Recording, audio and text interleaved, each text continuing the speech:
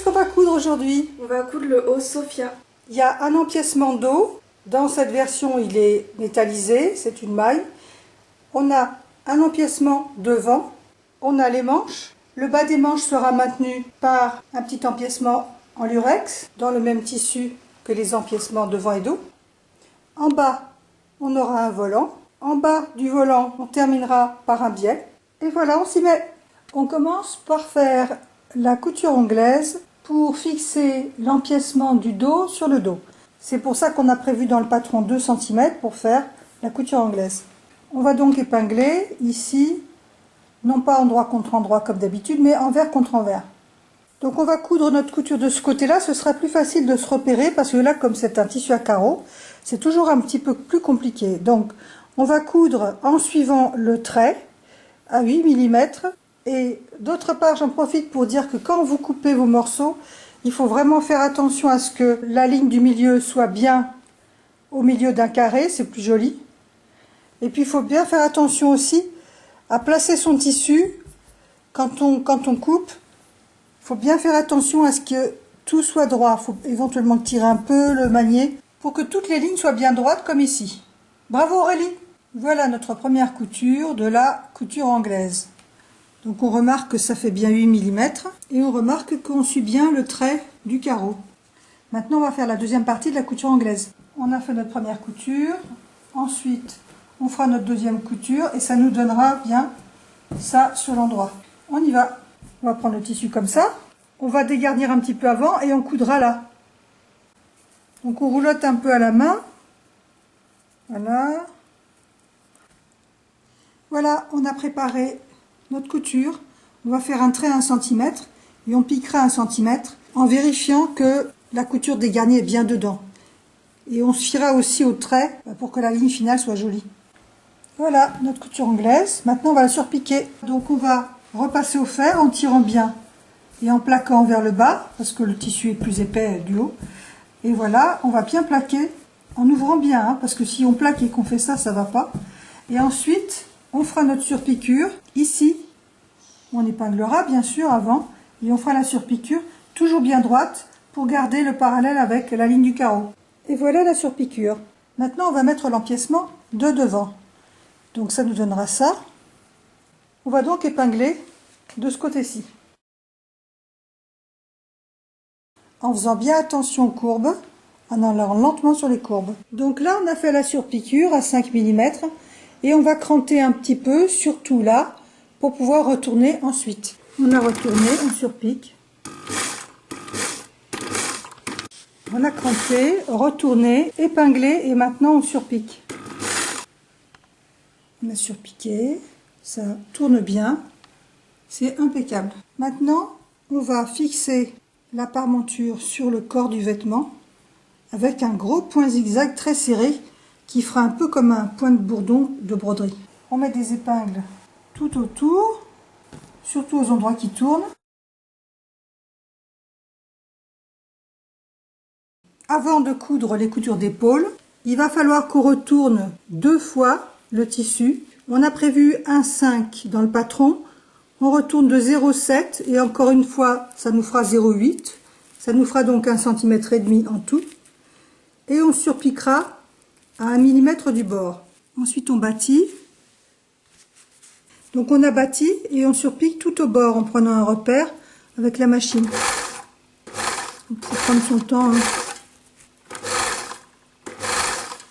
Voilà, maintenant on va faire les coutures d'épaule. Donc on a 3 épaisseurs. On a l'épaisseur du dos et on a la parmenture du devant. Voilà, donc on fait la couture d'épaule à 1 cm. On met des épingles et on pique à 1 cm. On va épingler et on montrera la manche. Ça y est Aurélie, on a monté la manche. Elle est surpiquée. L'autre côté aussi. À présent, on va pouvoir assembler les coutures de côté et de côté de manche. C'est-à-dire cette couture-là, ainsi que la manche. Avant de faire cette couture, on va préparer la bande de poignet qui viendra comme ça. Donc il faut qu'on la prépare avant. Donc là on a nos petites bandes de poignet qu'on a fixées en retournant bord à bord et par un zigzag. La petite bande qu'on a préparée, on va la positionner en bas des manches. On va se situer à environ 6 cm du bas. Parce qu'on laisse de la place pour l'ourlet, et la petite bande de resserrage ne doit pas être complètement en bas de la manche. On fixe cette bande, ce qui va resserrer un tout petit peu, c'est normal, hein, puisque c'est le but.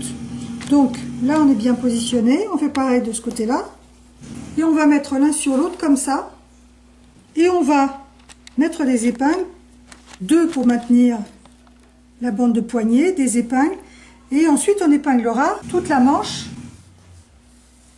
le dessous de manche et le corps. Et ensuite on coudra 1 cm et on surfilera les deux en même temps. Donc là on a bien fait notre couture de côté, en prenant bien la petite bande qui va resserrer le poignet, comme on a dit.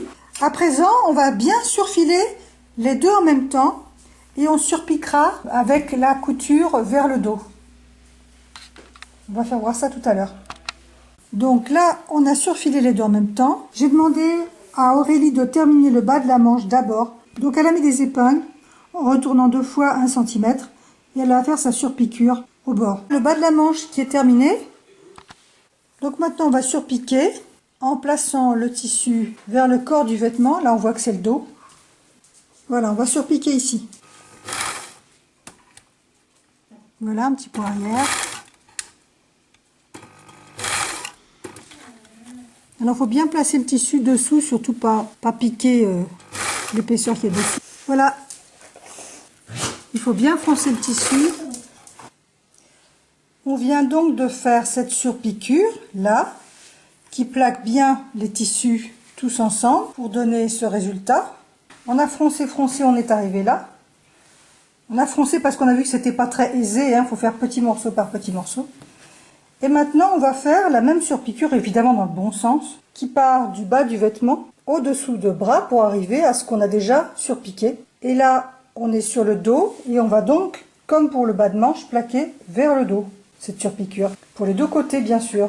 Maintenant, on va s'occuper de mettre le volant du bas sur le corps du vêtement. Donc pour ça, on met endroit contre endroit et on met des épingles. La première épingle sur le côté. Auparavant, le volant, on a fait une couture anglaise et on l'a surpiqué. La deuxième épingle, on la fixe de l'autre côté, couture côté. Ensuite, on met une troisième épingle au centre du vêtement et au centre du volant. Ainsi de suite. Une épingle au milieu, une épingle encore au milieu et une épingle encore au milieu. Ça nous donne ça. Il faut faire ça tout autour. Le milieu du vêtement, le milieu du volant. On met les deux l'un sur l'autre, bien bord à bord, et une épingle. Voilà. Tous nos petits plis sont formés naturellement. Et maintenant, on va simplement coudre à 1 cm du bord. Et ça écrasera les plis. Si les plis étaient plus gros, on devrait les placer. Mais là, comme les plis sont tout petits, on ne va pas s'embêter. Ça les placera naturellement. On a aussi la possibilité, si on préfère, de faire un volant avec une fronce. Auquel cas, on passe un fil de fronce et on fait le même système. On répartit la dimension du haut du corps sur la dimension du volant.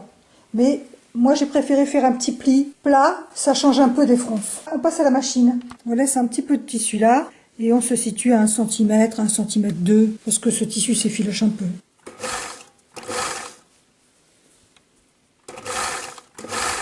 Les petits plis se mettent naturellement sur le côté. Ils se font tout seuls. Voilà notre couture à 1 cm. Notre couture du volant. Ensuite, on va surfiler les deux épaisseurs ensemble. Et on surpiquera. Donc on a surfilé les deux épaisseurs en même temps. On fait remonter la couture vers le haut du corps. Et maintenant on va surpiquer tout au bord du surfil, pour bien plaquer le tissu sur le haut du corps. Alors on en est là, on a piqué 1 cm, surfilé les deux, surpiqué et il ne nous reste plus qu'à poser le biais sur le bas du volant et on aura fini. Donc pour mettre le biais du bas, il faut dire que le biais, on en a coupé une partie parce que normalement le biais il se présente avec 1 cm de plus, mais on l'a coupé là. Le résultat qu'on doit obtenir, c'est ça. avec une épingle là. Et là, donc on coudra 8 mm. Et on retournera comme ça. Plutôt on prendra ça. Comme ça. Et ensuite, on surpiquera ici. Mais auparavant, il va falloir qu'on fasse rejoindre les deux morceaux de biais par une petite piqûre. Donc, on a mis nos épingles. On voit que là, si on continue, on arrive là. Et on arrive là. On marque à l'ongle. Donc, on va coudre ces deux morceaux ensemble sur les deux traits qu'on a tracés à l'ongle. C'est-à-dire ça. On met deux épingles. Et on pique là. Ensuite, on dégarnira. Donc, on a fait notre piqûre ici. On va pouvoir couper 1 cm. Dégarnir nos pointes. Bien ouvrir. Écraser avec l'ongle. Et là, on va pouvoir continuer à fixer le volant dans la partie manquante. Bord à bord.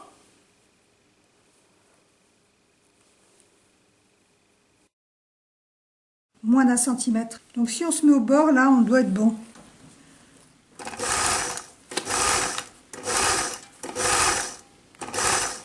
Bon, toujours tranquillement, hein.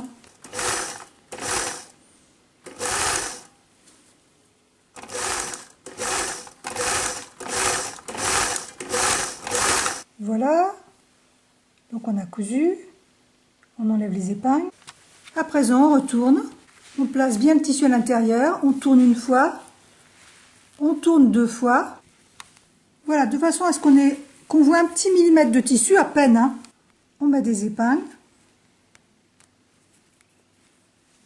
Et ensuite, on va coudre une surpiqûre ici au bord. Donc on fait ça tout le tour en prenant bien l'ourlet qu'on vient de faire dans le biais. On met bien à plat, faites attention qu'il n'y ait pas de pli.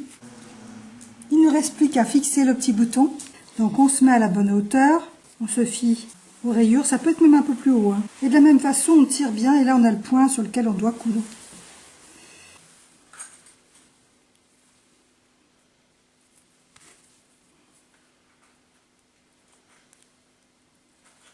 Bravo Aurélie!